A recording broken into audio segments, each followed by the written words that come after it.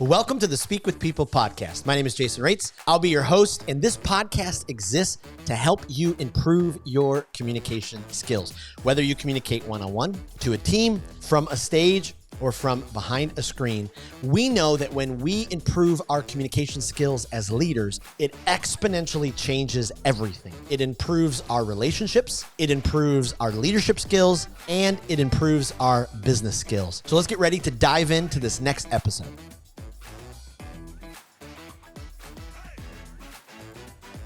Well, how in the world, as leaders, do we not compare ourselves to other leaders? I mean, this is a giant question that plagues a whole lot of leaders. Maybe you've ever been there. How do we stop using comparison language that's negative and unhealthy? I wonder if you've ever been there. Comparison is all around us. How do we stop trying to measure up to those people around us and just uniquely be us?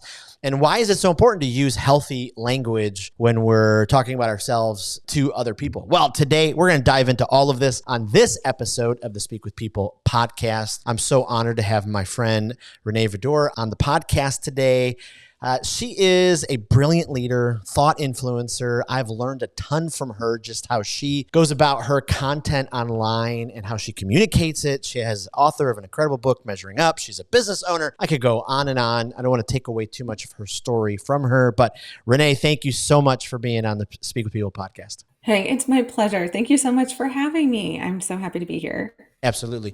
And you live in Ohio, and if you cared more about the Michigan-Ohio State rivalry, I would talk about that, but it just wouldn't be as fun because you'd just be like, okay, all right. I'll communicate very authentically that I am happy for the best team to win, although I am a Buckeye and I'm very proud of being a Buckeye. There you go. There you go. And we talked off camera just about how the little bit of a difference is between where you're at and where I'm at today. And so, I hope it does get warmer for your sake. And if it doesn't, that's okay. You can enjoy your 71 and my 28, it'll be just fine.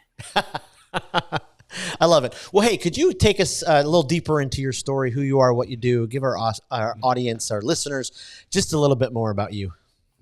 Absolutely. Again, my name is Renee Vidor. I grew up in Ohio, so I've been in Ohio my entire life. I currently live here with my husband, Josh, and we have a son who just turned 19 and a daughter who's 17. So comparison and where did I start talking about that? I'll give you a brief overview, and you can always go look up my story somewhere with more details. But I noticed back when I was getting married at 21, and also, let's see, I here's the way I put it. In 1 year's time, I got married, graduated with my undergrad. We had Nathan and we built a house and I moved to a different city. Literally, my husband built the house. So Wow. that was a recipe for disaster, to be honest with you.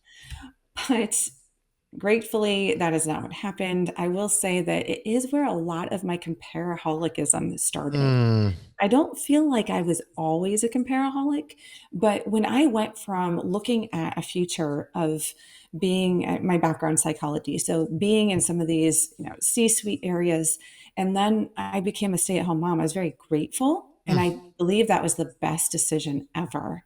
That being said, it changed the role and the identity of who I thought I was. So that's kind of where some of my background history comes from, is knowing the things up here, but then being completely shaken in a lot of ways in my 20s to where I really kind of had an identity crisis and didn't know who I was supposed to be. There are all these roles, there's mom, there's volunteer, I was a small business owner that wasn't really doing a whole lot of business, by the way. It was more of like an MLM, nothing wrong with that. But I wanted so much more. And it's like, okay, well, then does it mean that I'm not a good mom? Does it mean that I'm not a good wife? So all these questions flowing in my mind of who am I? And why does everyone else seem like they can measure up and like they're winning and I just can't? Yeah. So that's where a lot of this started with me. I ended up going through quite a bit of counseling, coaching, and getting my jam back, realizing, okay, I've grown so much. I have so much to offer. I learned who I was and who I was created to be, and I went at it. I began coaching. I now have obviously authored a book. on comparison. And instead of seeing comparison as something that is against me, I actually use it to my benefit instead of my detriment. And I teach others to do the same. So that's a little bit about me in a nutshell. Wow, I love that. And wow, what a lot to accomplish at a very, very, very young age. A little crazy. I mean, you look back, my wife and I, the same thing. We got married at 21 and now we have a 24-year-old, a 21-year-old, an almost 20-year-old. And, the thought of them getting married, I'm like, oh my goodness, like, wow. And here we were. Absolutely. I love that. It's funny. Why do you think so many leaders on the negative side of it who haven't, I just love how you worded that, using comparison, and not so much a negative way. Why do so many of us, because I've had seasons where I was just awful. The FOMO's off the chart. I'm comparing myself to this leader. I'm wondering, what am I doing wrong that I'm not where that person is? Where does that come from? Where does it start within us? Is it a childhood thing? Is it somewhere along the line? Walk us through kind of the journey of that. Yeah, that's a great question. As far as the etymology of comparison, I truly believe that comparison is something that we cannot escape and we're not supposed to. So I know that you said specifically the negative side of comparison, but I believe that that is something that comes from such a young, innate thing within us that we look at it and we get to decide whether it's negative or positive. And sometimes we're choosing that based off of how we were raised, how, out of our past experiences. Sometimes that's even what we've been taught, including in upper everything from college to the bosses that we have, the way that people treat us and talk to us. And I think that's why communication is so important. Mm, Really has a huge impact on how we perceive comparison. mm. Because think about it this way. When you see two toddlers, and I love little babies, I love toddlers. I'm always happy when I can hand them back over now, but you know, I see these two little toddlers at church or something like that, and I'm like, wow, like they're looking at each other, and one of them can walk and the other one can't, Mm, and they know it, and they see it, and they're like, okay, that one can go get the toy, and I can't, and they sit there mm, and they struggle, but they're not mad at the other person. They're not upset at the other toddler and thinking, I'm not as good as you. They're just like, I want that toy. I want to do that too. And sometimes we're no different than mm. toddlers, except what do? We sit there and we start judging other people, or worse, judging ourselves. Right. And so those are the different things that I think come from communication as a child all the way up, as well as even as adults. Wow. Wow. That's good. I mean, I even think about, in the short time that we've known each other, we met back in the fall at a conference, and then we got to spend a week in the mountains with a mastermind group with other entrepreneurs and business leaders. And so even in the week, as I was getting to know you, as I was getting to know the other business leaders, comparison starts, right? And so all of a sudden I find all of your social media channels and I'm like, oh my goodness, she is a prolific social media influencer. I mean, you communicate so incredibly well. Your content is done. And I mean, the healthy side of the comparison has been great because I'm like, oh man, like I can do more. Like it's pushed me more. And then you've, dealt with all of my questions about how did you do this and how did you do that? Like I do love that side of, where comparison can help drive towards positive things. Yeah, and it's so funny that you say that, because here's something that I think our listeners need to know. We normally see people differently than they see themselves. Mm, I personally do not see myself as a prolific social media influencer. That's yeah. not how I see myself. Now, I see plenty of other people that way. And I might look at yours, Jason, and let's be completely transparent, because that is one of the keys to overcoming and taking control of comparison, by the way, is being transparent and being willing to be vulnerable. Mm, But when I see some of yours, Jason, I'm like, oh my goodness, this guy has got it all together, because look how mm. professional this all is. And I'm sure you've noticed by now, Jason, that mine are not professional. I'm just out there and I'm like, I'm maybe taking a walk and I'm holding up the selfie cam and there's a bird in the background. I'm like, oh, hi. I mean, it's just not professional. But what's key to this is that's who I am. Mm. And you're being who you are. And I'm not saying that you have it all together and I don't, or that I do and you don't. It's Right. neither. It's neither. Nobody has it all together. Yeah. We are all working a work at progress. And honestly, I think that your social media is, whew, and this is where I always try not to say these things, but so much better than mine. Mm. Yeah. Wow. Yeah. I mean, yeah. Just that truth that you laid out, people see us differently than we see ourselves. I mean, it's just so powerful and kind of earth rattling at times. Let's go to the negative side of comparison for a second, because sometimes it does lead us down these roads of feeling inadequate, of feeling unworthy. We look at how someone's communicating, or we look at where they're at in the world, and we're like, boy, I'm not there. How could I ever be there? And we kind of fall into these common traps.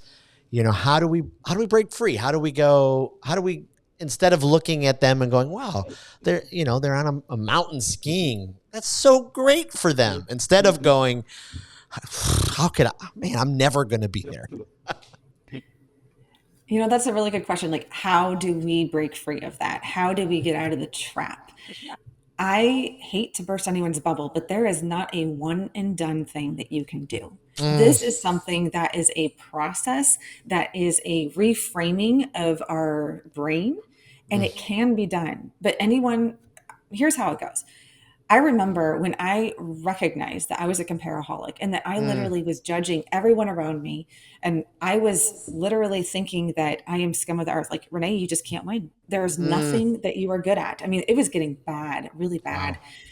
And so I started reading these books that were about comparison. And, I even went and Googled, and like there was a million and some, I forget, I think I put in my book, however many answers there were to how to get rid of comparison. The truth is, none of it worked for me. I read the books, I took all the little tests and things like that, and nothing was getting rid of that negative comparison. Yep. So I kind of had to go on my own journey and find out for myself, what is this? How do I win? How do I win in this world of comparison? Everyone's doing it. How can I actually win? And that was when it came to me. And this is an acronym. It's something that can actually help you. It's not just for comparison, I've learned since, but use it. It's simple. W, weigh the cost. You need to know, what is comparison costing you? If you don't know, or if you don't care, and all you care about is just getting rid of it, and you're like, I just don't want it.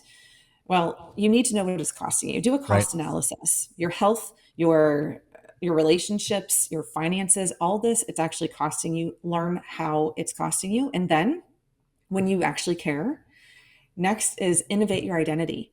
So know who you are, know who you're created to be, and not just all the things that you've patched on yourself and said, oh, I'm a social media influencer. Oh, this person says this about me. This person says I'm funny. Well, guess what? Sometimes those are not who you really are. Sometimes that's put on us. Like, think of a class clown. Oftentimes it's not that they are actually a class clown. It's that they're hurting. And that's why they've brought out this in themselves. So there's things that you're going to have to take off of your identity, because it's not really you. And then there's things you're going to need to actually discover on yourself and step up into. Like, for me, it was public speaking. I didn't know that I was supposed to do public speaking, because when I stepped up on stage, I hyperventilated and about fell over. Yep. So when it came to my attention that that was the case, and I started delving into it, I realized, wow, there's something here. That was part of who I am. I am a speaker, even though I'm not the best communicator, to be completely frank. So that being said, when you know your identity, that is what you're going to use to compare to from now on. You're not going to compare to other people.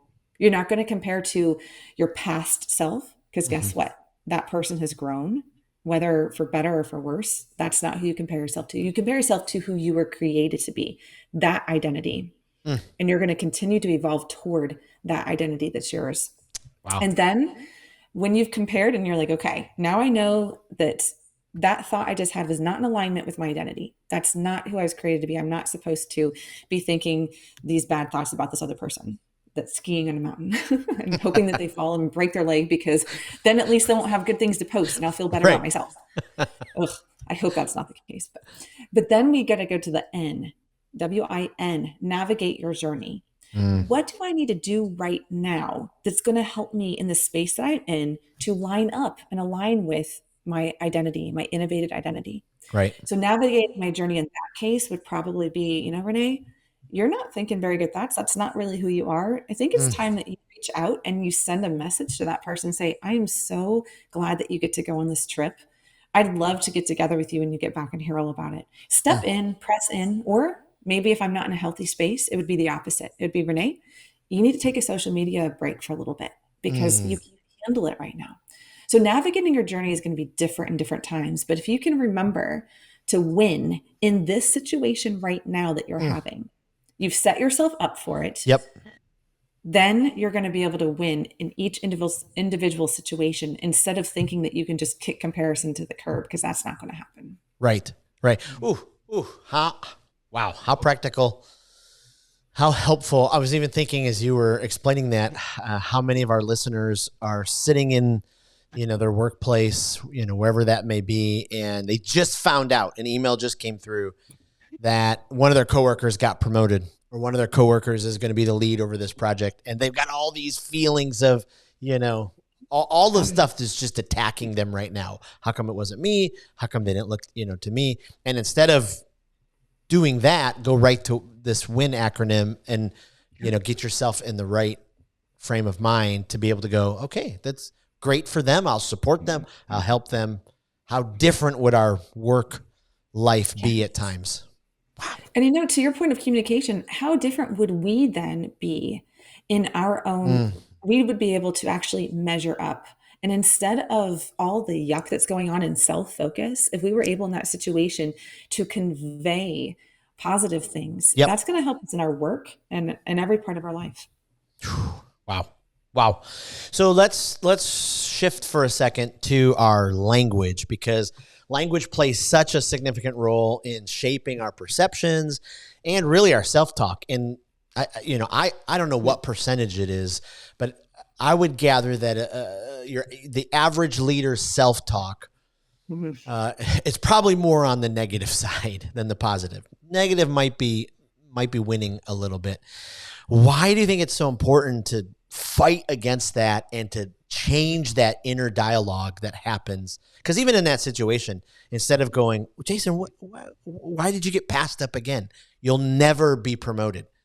Well, that's negative self-talk. I'm telling myself, I'm speaking something into myself. Why do you think it's so important to fight against that and to use healthy or positive self-talk?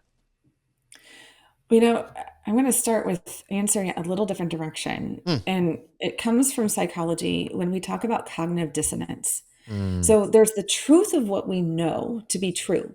And if I know in my mind that I am not actually as good as that other person, if that's the knowledge that I personally have, the belief system that I have, then it doesn't matter how much good self affirmations or positive talk I give, it's not going to line up. It's going to be dissonance. So I actually think we need to take a step back. And the self talk is super important, mm, but I think it goes back even to our beliefs mm. and our beliefs of who we are. So, because I just want to make sure that I don't gloss over that and start saying, like, oh, we'll just start talking positively. That is important. We need to catch ourselves when we're speaking negatively, but we need to go to the root of that and Mm, ask ourselves, what is it about that I believe is true? mm. Because let's go back and do I really think that I'll never be promoted? Because if so, guess what? You won't. Because our beliefs oftentimes will turn into actions.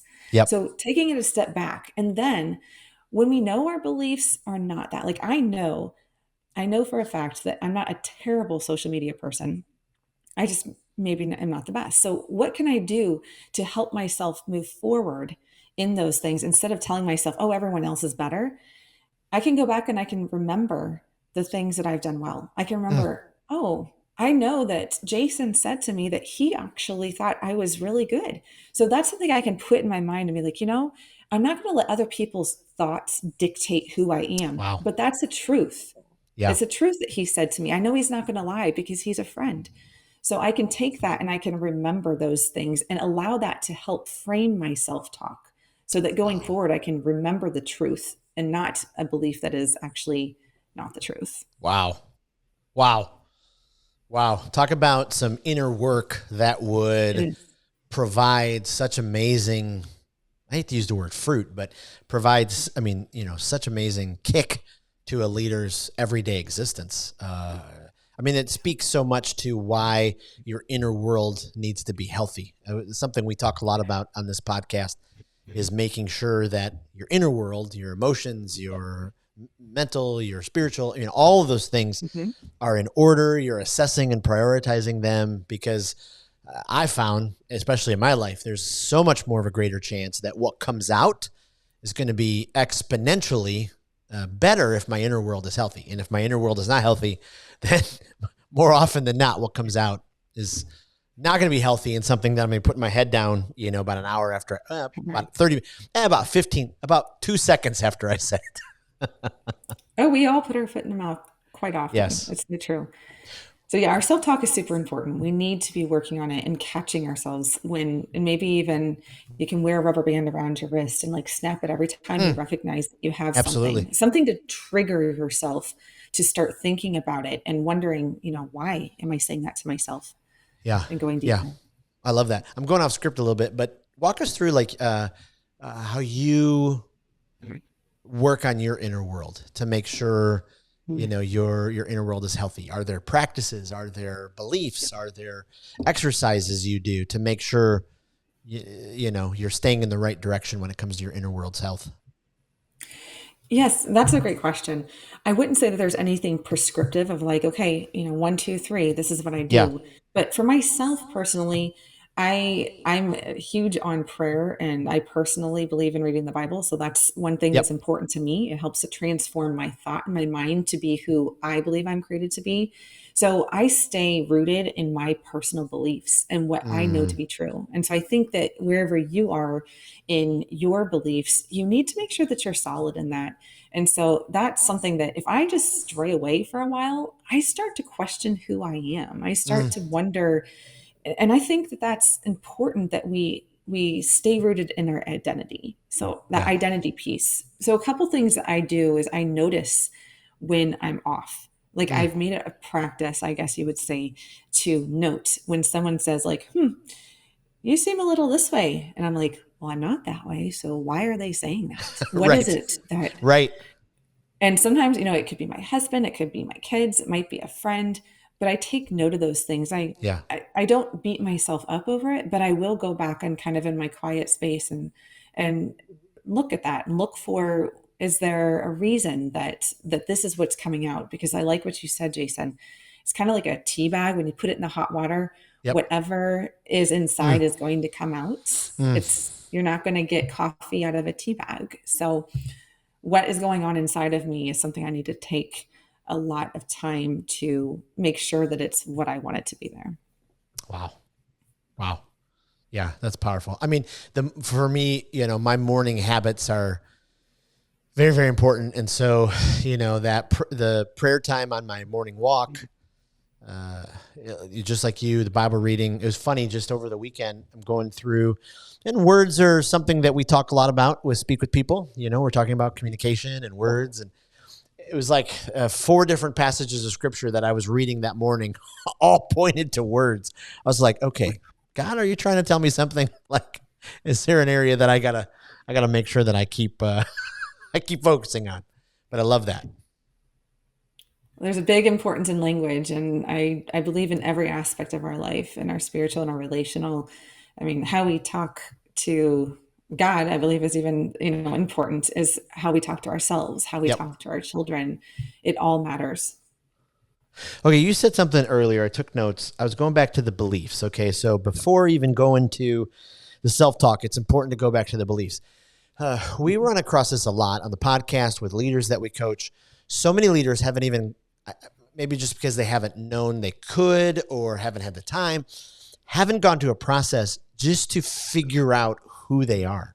What are my core beliefs? What do I stand for? Where am I gifting? I know for me especially, I even wrote about it on Facebook today. I was thinking back, it was probably, I bet it was 20 years ago. I just got done speaking to about 400 or 500 teenagers. Everybody's just laughing like crazy because there's just laughter in me. We've just kind of fit together for many, many years. But an older gentleman walked up to me, put his finger in my face, and he's like, "You just wasted our time. Laughter is such a waste of time." I can still remember this. I mean, 20 years ago, I'm, a young whippersnapper with no gray hair anywhere. And it rocked me because he was an older gentleman. I respected him. But now all these years later, since I've done the hard work to know what I believe and how I've been created, laughter is just part of how I operate. It's part of my DNA. And so how would you, what advice would you give? What steps would you give leaders who go, yeah, I don't know what I'm about. I don't know what my beliefs are. Where should they start? That's a really good question. One of the things that a coach told me a long time ago was to identify 5 people around me that I really trust. Now, people that will tell me the truth, not those that are going to sugarcoat, but also not those that are going to be like that gentleman pointing in your face, telling you something that is off, but someone you really trust. And to write something out to each one of those persons and tell them that you would like to know what are the top 3 things that they see in me. How do they view me? What are some of my strengths that they see in me? And equally, what are a couple things that they think I can grow in? So I think that language is super important, and we're not looking Wow. for weaknesses. We're looking, how can I grow? And it might even be that this is a strength I have, but this is a strength that you can take to the next level. Yeah. So asking people that you really trust, that has been helpful for me. And it's uncovered some blind spots that I just didn't know I had. So that would be where I would start. Wow. I also believe in brain dumping. Mm. So even in just hearing this podcast episode, you might be thinking, oh, I never really thought about what my belief was on this. And wow, I didn't realize how much I really have negative self talk. I wonder why. You might take some brain dumping and go and just, if you're a journal, great. If you're a voice person, maybe you just speak into your voice memo, but allow for yourself to just free flow. And what in your past, like, what are some things that have really impacted you? Who are some of those people? Who are those big finger anti-laughter people in your life that have been telling you something? And did that change the trajectory of how you moved forward? So identify some of those things in your own life. And if you're a journaler, I believe this is a huge exercise. If you're not, try bullet points, just word vomit or something. Yeah. And then a last thought that comes to mind is educate yourself. Recognize that you're not, when you look and you read books, you listen to podcasts and such, you're typically listening and reading and such through a lens. Ask yourself, what lens am I reading this through? Am I reading it because I want to learn more about myself, because I want to fix somebody else in my life? Because, we always have an agenda in our mind. Is it so Yeah. I can grow? Is it so that I can tear someone down? I mean, who knows? But what lens are you looking through? And start to recognize those lenses so that you can learn more and educate yourself about how you see the world and how you see yourself. And do that over time, and you'll start to recognize that you have some beliefs that you didn't know you had. It's interesting when you start to Wow. really accumulate them. Absolutely. Absolutely. And do the hard work of dive into that. I mean, going back to the asking, 5 people who you trust and who know you, what an exercise that would be for a leader. I mean, you would get a perspective that probably could be a little earth shattering, especially if you're really open to it. I mean, those are some incredible practical steps. When we think of comparison, when we think of I could never attain to the level that this person is at, so I'm just gonna stop. I mean, they can't, this person, this type of concept or thought process doesn't even get us, to where we're opening the door to even move through it. What about those people who are so afraid to move forward, who are so, scared of trying something new or stepping out? Any advice from your journey, your story of those seasons for you? I say borrow someone else's belief. Ooh. When you don't have your own, there are people, there's a reason that you are where you are right now. Whether you're a spiritual person or not, I know a lot of my beliefs do come from my relationship and my spiritual life. And so I can borrow a lot of beliefs from there because of where I believe I'm created and such. There's people around you that believe in you. Believe it or not. I mean, you may not believe that, but guess what? If you open up your eyes and you just borrow my belief, because I mean, all the studies I've read, all the things I've looked at, I believe there are people around you that love you, that want the best for you. And they may not be the people that you think they are. It may be the barista at Starbucks that sees you every single morning and they're looking at you and they're thinking, wow, that person has so much potential. I want to know more about their life. It may not be your parent, it may not be your spouse, unfortunately. But find the people in your life that believe in you and borrow their belief. Just take it on and say, you know what? Yep. They believe in me. So I'm going to, that's worth it. That's enough. Wow. Wow. It's just so huge. I mean, it would be such a powerful mind shift, and would open up so many new doors for people. What about if you're a leader in a situation where you're leading others and you're catching whiffs, of the team comparing, what's some advice or direction you would go that way? Either they're comparing themselves to another team, whether positively or, negatively. How good is that for a team? What are some steps they can take to make sure, they're walking that healthy side of the comparison? Yeah, that team culture is so important in any organization. It is something that when you start to get the negative comparison going and comparison is taking over and taking control, it can literally rip up the entire team and the projects, everything. Because what Yes. happens is when one person is competing against another person in the team, they're going to do whatever it takes to tear that person down or Yeah. to play small themselves. Do you see how Yeah. it can work either way? It doesn't matter. One person shuts down or they try to show off and they mess things up because they're trying to impress other people.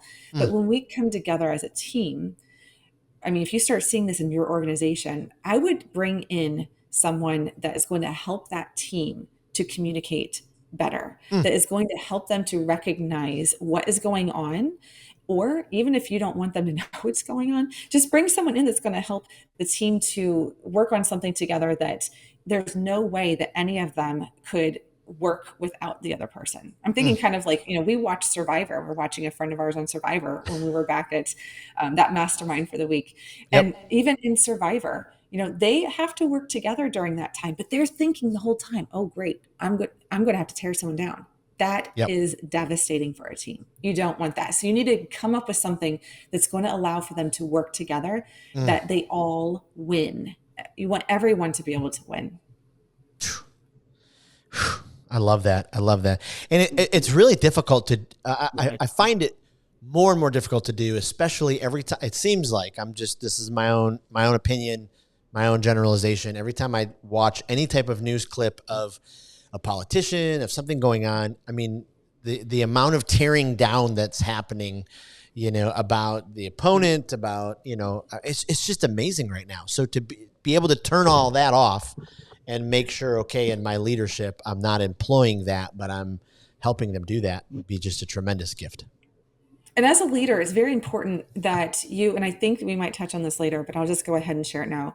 Watch the superlatives that you use. The words that you use really matters. And when you're talking to one of your either teammates or if you're the leader and you're watching one of your employees speak and you're saying, or you're watching them do something and you say, wow, you're the best at that. And you're trying to build them up. But guess what? Other people are listening. And if this person's the best, then that means they're not as good as someone else. So even the way that we communicate within our family, within our parental roles, to our employees, to our teammates as well, those kind of superlatives I try to avoid. And that's why earlier I said to you, I was like, I try not to say this, Yep. but Yep. it's okay occasionally, but we got to watch Yep. what we're saying, how it can affect other people. Oh, yeah. Boy, I think back to all the years I led teams, and I'm a you're the best guy. I mean, that was me forever. Thank you for doing that. You're the best. Thank you for doing that. You're the best. I mean, and then after I read your stuff and was thinking through it, I'm like, oh man, yeah, what did I communicate, through that? And so thinking through how important it is to communicate our words, our phrase, speak with people, 7% of our total communication is words. So people sometimes speak with people and they think, yes, words are so important. I mean, they are, because we can remember words that have been said to us. I mean, I remember that, laughter thing 20 years ago, 20 years. But to speak with people is so much more about your words and really your overall communication. It's your inner health, it's empathy, it's compassion. So how important is it, especially in the world of comparison, to have empathy and compassion for the people we lead, the people in our lives? Sometimes those are seen as things that get in the way of progress, or that winner's edge.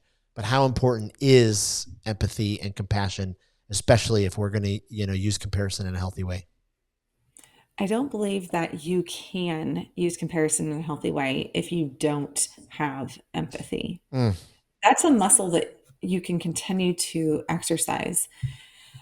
I'm going to go a little bit, I guess, extreme here, but when we look at narcissism, someone who is literally DSM-5 narcissistic personality mm, disorder, we're saying that they're at this extreme end, okay? But narcissism is actually a line, and we all are on the scale somewhere. mm, So, really, what we're saying is like, you want empathy. You don't want to only be thinking about yourself.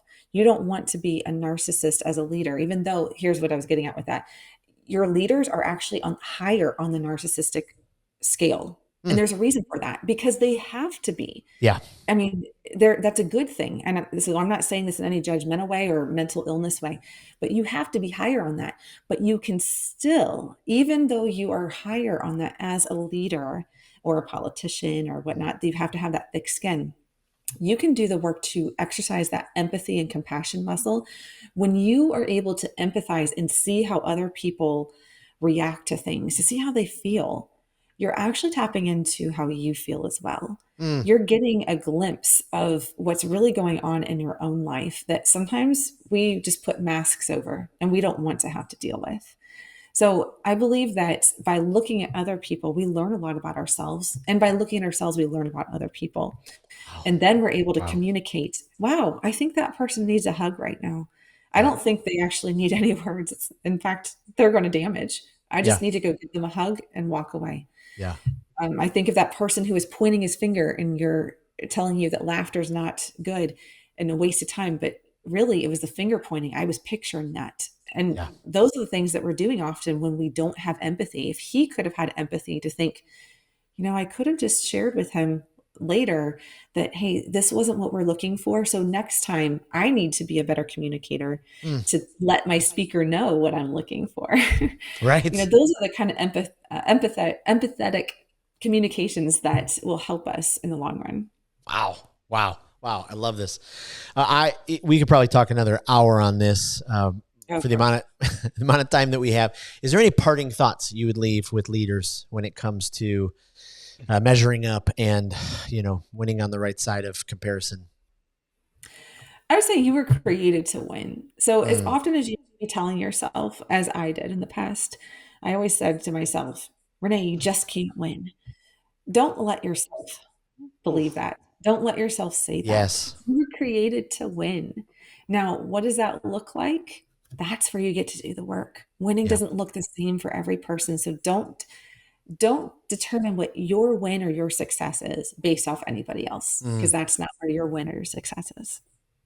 Wow. Wow. Well, this has been so unbelievably insightful.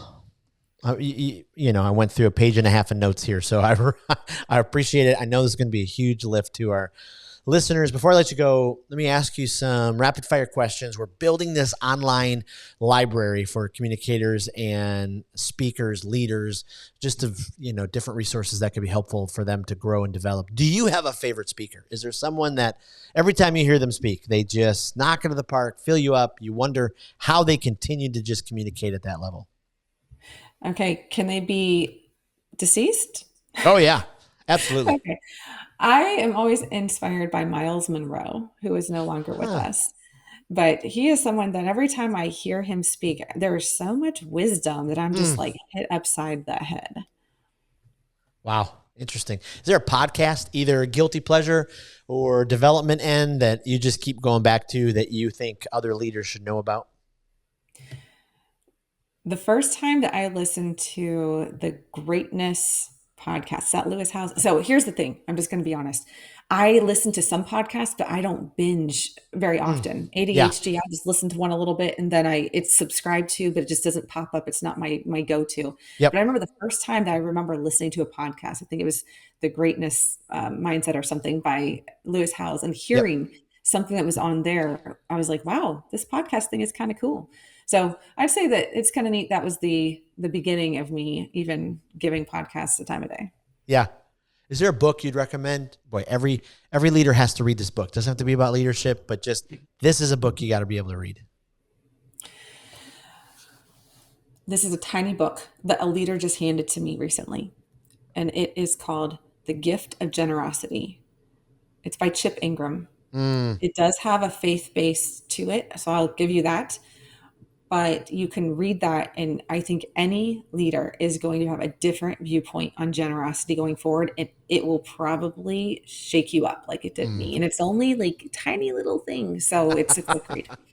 Yeah. Oh, I love it. I love it. Renee, this was so incredible. Really appreciate your time. Thank you for pouring out your wisdom to our audience. Tell us where we can find you online. We'll put that in the show notes. We'll put that in our Speak with People community group so people can find you. We'll also post your book in there. So we'll tell people about your book, but where's the best place to find you online? Yeah, thank you so much for having me, Jason. You can find me online at any of the social media platforms that are active right now. LinkedIn, you can connect with me. TikTok, Instagram, Facebook, and it's all under my name, Renee Vidor, ReneeVidor. And my website is reneevidor.com, and you can find most things there as well. I love it. I love it. Well, thank you again, my friend. Appreciate it. And looking forward to our next conversation. Pleasure's mine. Thank you so much. Well, thank you for joining us on another episode of the Speak with People podcast. We hope that you were encouraged. We hope that you were inspired and challenged to improve your communication skills. I want to thank you again for being a part of the Speak with People podcast community. Make sure you don't miss out on being a part of the Speak with People Facebook community group. Just head to Facebook, type in Speak with People, scroll down and join our community, because every single day we're encouraging each other, we're helping each other to improve our communication skills. Thanks again, and we'll see you in the next episode.